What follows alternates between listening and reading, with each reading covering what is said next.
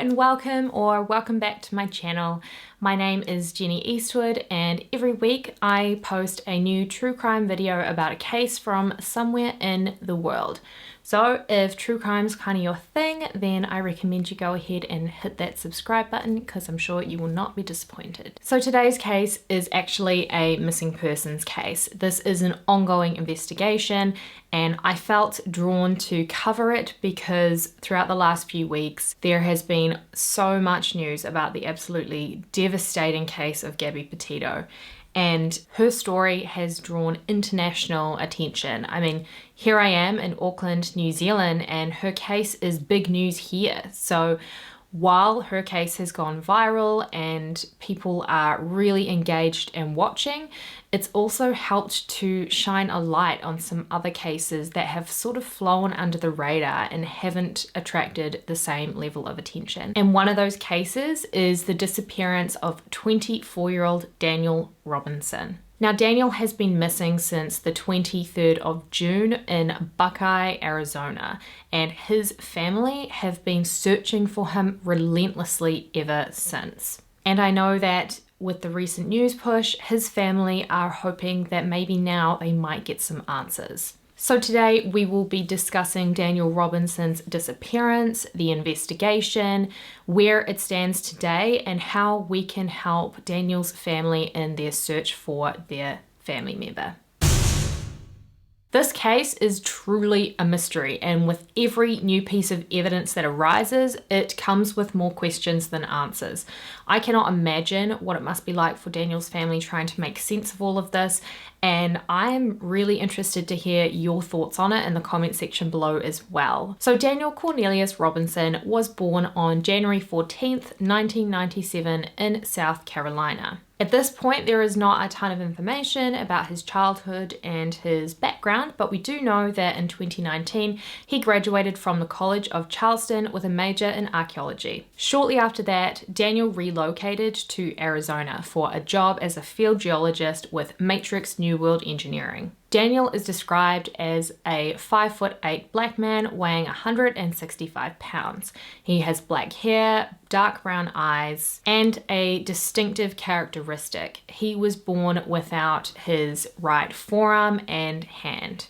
Daniel is a very keen outdoorsman, musician, and traveler, and he's also very, very close with his family. Even though they all lived in South Carolina, he always stayed in touch with them. He would regularly go out adventuring, and sometimes he might go off the grid a little bit at very short notice, but he would always let his family know of his travel plans. It's because of this that Daniel's family knows that he would never disappear without a trace. He would never just vanish without telling anyone where he was going. Family, friends, and co-workers all described Daniel as happy-go-lucky, and he was always smiling and loved to have a good conversation. Although it is true that in the weeks leading up to his disappearance, Daniel did start behaving a little bit differently. Some of his behavior became a bit more erratic. He would say things that his family did think were odd, and there was one occasion where he left his apartment wide open and disappeared for quite a significant amount of time. But despite Daniel's change in behavior, his family insist that he never indicated any desire to disappear or harm himself. So Daniel Robinson was last seen by his co-worker Ken Elliott on June 23rd, 2021 at about 9:15 in the morning local time. The two were working at a well site in Buckeye, Arizona, and they'd come together to discuss a drill project that was coming up. The job site was near Sun Valley Parkway and Cactus Road in Buckeye. Because this was the desert and it was the middle of summer, the temperatures would soar above 115 degrees and there was no shelter out there. However, according to Elliot, everything seemed fine that morning. But he does say that he never saw the happy-go-lucky side of Daniel that his family and friends claim was very natural to him. Ken said that they chatted about the weather and the job they were working on, but that within a few minutes of their conversation, Daniel's demeanor completely changed. He seemed to become all of a sudden distracted by something. Ken Elliott said, quote, "He was just looking off into the desert. He had a very, very distant look in his eyes. Whenever he'd turn around again, I would look at him and look into his eyes, but the first thing I thought was maybe it was drugs or something, but his pupils were not dilated. From that standpoint, everything appeared to be normal. Then I thought this was a medical condition or something. I wasn't too sure. I kept watching him, but he just kept turning around and looking off into the desert. Then he just turned around and walked back over to his Jeep, and I just assumed he was going to get something out of his vehicle. And he opened the door, got in, sat down, put on a seatbelt, and then he looked at me and just waved at me and backed up and took off." Unquote. Ken Elliott phoned his co-workers to tell them about what had happened. He just assumed that Daniel mustn't have been feeling very well and was probably going home sick. But hours went by and no one had heard from Daniel, so Ken decided to head out and investigate. What he found were Daniel's Jeep tracks driving off west, heading further into the desert. Ken said that that's when his heart just totally sank. He said he realized at that point that something must have been very, very wrong. Daniel's vehicle was a blue-gray 2017 Jeep Renegade. So later that day, Daniel's father, David Robinson, and his family in South Carolina all started to get a little bit concerned. Daniel would regularly check in with them throughout the day, and they hadn't heard from him, and that was very, very unusual. Daniel's father, David, said that he did not know what was going on. He said that they were trying to call him and Daniel wasn't picking up, and he would never ignore his phone calls. The family tried over and over to reach Daniel, but the phone just kept ringing and ringing until eventually it either got cut off or his phone died. So Daniel was officially reported missing later that day on June 23rd when he was last seen to the Buckeye Police Department. The Buckeye Police Department led a search which covered more than 70 square miles of the area where Daniel was last seen. They used UTVs, cadaver dogs, good old-fashioned boots on the ground, and drones flying overhead to assist in their search. Daniel's family traveled the 1,800 miles from the East Coast to Arizona to assist in the search. On the 9th of July, the Arizona Civil Air Patrol also joined the search, assisting with extensive air and land searches. So during the investigation, a ping was established on Daniel's phone, but annoyingly, no data was available because Daniel's phone was either off or out of range. Detectives were also able to obtain limited call data from Daniel's phone, and that showed that Daniel had not made any calls or texts after leaving the job site. Investigators checked in with all the hospitals in the valley, and Daniel had not turned up. He was also placed in the national database of missing persons so that if he or his vehicle turned up, it would alert local law enforcement. Investigators worked with the Robinson family to obtain Daniel's phone and financial records, but sadly, that also failed to yield any results. Police alerted local law enforcement, Arizona Game and Fish, and the Bureau of Land Management to let them know of Daniel's disappearance. They also got in touch with officials at the local airport, putting the word out to any pilots who might be flying around just to be on the lookout in case they see anything. But sadly, the days dragged on and June turned into July and nothing turned up. Throughout this time, the Robinson family had also put together a search team of their own, and they were conducting extensive weekly searches.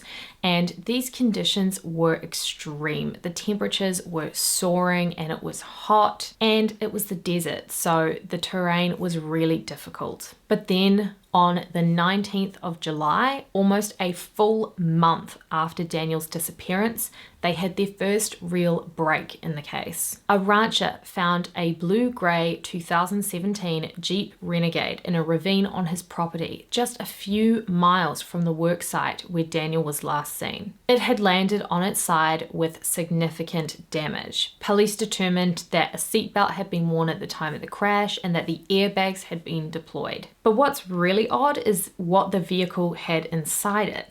Inside the crashed Jeep, it had Daniel's phone, wallet, car keys, and most strangely of all, the clothes that Daniel was last seen wearing. They also found bottled water. So that ravine and the surrounding areas were extensively searched, and sadly, there was no additional trace of Daniel. When Daniel's father, David Robertson, got the call, he said he was initially really scared of what the investigators might say. And he described the experience as bittersweet. It was positive that Daniel was not deceased, but it also was incredibly painful that they still had no idea where he was. So following this break in the case, Daniel's family decided to hire an accident reconstructionist and private investigator, Jeff McGrath, who was also a former police officer. The family shared the details of the vehicle's recovery and the black box GPS retrieved from the Jeep. When the police examined the vehicle, they concluded that there was no blood found in the car and there were no indications of foul play. But they did say that they were continuing to analyze the evidence and the data gathered from the wreck. However, they still had absolutely no idea what happened to Daniel or where he might be now. So the search continued, and there was another lead that popped up on the 31st of July. A human skull was found, but it was later determined not to belong to Daniel Robinson, and it also didn't match anybody listed in the missing persons database at the time. The identity of the person whose skull that belongs to remains unknown. Other remains were recovered during the search, but they were also later determined to be animal bones. Private investigator Jeff McGrath got to work examining the car wreck. McGrath, who specializes in accident investigations, said that as soon as he saw the pictures of how the car was found, he thought it looked like a staged event. And what McGrath actually came forward and said that he had discovered during his investigations was quite shocking. Based on the GPS data, McGrath concluded that the vehicle actually got into multiple accidents before it finally fell down the ravine. Evidence from the vehicle shows that the vehicle crashed, the airbags deployed, but then it was driven around for an additional 11 miles after that initial accident. Following that, it was then involved in another crash. The first crash occurred 4 hours after Daniel was last seen, according to the GPS data, and there was paint transfer on the vehicle also. After that first incident, it's not known where the vehicle went after that, but McGrath said that after the airbags were deployed, the ignition was turned over at least 46 more times during that additional 11 miles on the Jeep. And what makes this discovery even more curious, as if all of this wasn't totally bizarre in and of itself, is that the Jeep was located just 2 miles from the worksite where Daniel was last seen, in an area that had already been extensively searched. Both the Buckeye Police Department and a local search team, which was comprised of community members, had already searched that area and never seen the vehicle. So obviously, Daniel's family finds it very suspicious that they searched the area and the vehicle wasn't there, and then all of a sudden it was. Daniel's father, David, believes that the vehicle was dumped there after the search to throw them off. When the police were asked about this, they said that it was because of the rough terrain that they weren't able to see the vehicle clearly. But I do think when you see pictures of where the Jeep was and the fact that it's in the desert and there's not really a lot else happening out there, it seems like you'd probably spot that, especially if they were doing the extensive air and land searches that they said they were. The private investigator also said that he found a sock belonging to Daniel just 3 miles from the work site. Now, sadly and frustratingly, this is pretty much where the progress in the case has come to a halt. Daniel is still missing 3 months on, and there is no further information about where he might be. Both the Buckeye Police Department and the Robinson family have their own theories about what might have happened to Daniel. Private investigator Jeff McGrath says that at a minimum, there is an endangered missing person out there. It is possible that maybe Daniel was struggling with his mental health and wandered off without thinking. Some people think that maybe Daniel intended to stage his disappearance and start a new life somewhere, but there are no signs of the usual pre-planning that you would expect to see with someone planning their own disappearance. He had nothing with him, not even the clothes he was wearing. He had no phone, no money, no ID, and there is no evidence that he popped up anywhere else. Daniel's father holds out hope that he is still alive, but he believes that he may have met with foul play. David believes that with the discovery of the Jeep, the lack of blood, and the fact that the Jeep appeared after the area had already been searched is a sign that it had been intentionally dumped there. Police maintain that there is no indications of foul play, but they claim that they need more information from the public before they can continue on with their search. Quote, "We're looking for any information from the public, and the public has really come out in a big way through searches and through providing information that's been so helpful. But we need more. We need more information." Unquote. Now, the worst part of this is I read some insane theory that apparently the Buckeye Police Department think that Daniel intentionally staged his disappearance, faked the accident, and then left to go and join a monastery to become a monk. And if that's true, if that's genuinely what the police department have put forward as their leading theory, then that's quite concerning, because I've never heard anything like that before in my life being considered a genuine line of inquiry. So not surprisingly, the Robinsons are not that satisfied with the investigation being carried out by the Buckeye Police Department. Police stopped searching after Daniel's Jeep was recovered on the 19th of July. However, the Robinsons have continued on with their own search every single week. The search is concluded on the 2nd of September, but with the recent development in news and the recent push to get Daniel's story out there, they're resuming their own organised searches as of the 2nd of October. So if you are in the area and you would like to participate in that search, you can get more information by visiting searchfordaniel.org, and I will leave that address in the description box below as well. David Robinson, Daniel's father, created a petition to hold the Buckeye Police Department accountable for the way that they have kind of let this investigation go. Quote, "From the first day that I arrived in Phoenix, Arizona, I have done more to find my son than the law enforcement agency, whose jurisdictional authority covers where he was last seen and where his vehicle was recovered. The Buckeye Police Department investigation has not gathered any evidence of their own. They are unwilling to move beyond their theory, which leads to non-action on their part. This petition is another step in holding the Buckeye Police Department accountable to make sure this case is taken seriously. We have done a total of 7 searches that have recovered the remains of about 6 people, hopefully bringing closure to other families. My public searches are coming to their completion, and the Buckeye Police Department has a responsibility to continue. This petition will ensure that this happens. My family has a high interest in the outcome of the investigation, seeing that everything that needs to be done is done to bring my son, her son, their brother, their nephew, their grandchild, and their cousin home. Since most of my family cannot be here to talk directly to the Buckeye Police Department, this petition gives them the ability to have their voices heard. Daniel's family will feel empowered knowing that they have the community's support and an agreed upon desire to see that everything is being done to find Daniel." Unquote. So far, at the time of filming this, the petition has more than 50,000 signatures and is continuing to grow. I've signed it. I highly urge you to do the same. I will also include that link in the description box and in the comment section below as well. So in response to this, the Buckeye Police Department said that prior to Daniel's Jeep being located, the department conducted a total of 4 ground searches and 2 aerial searches. They also conducted 2 more ground searches on the 21st of July after his Jeep was found.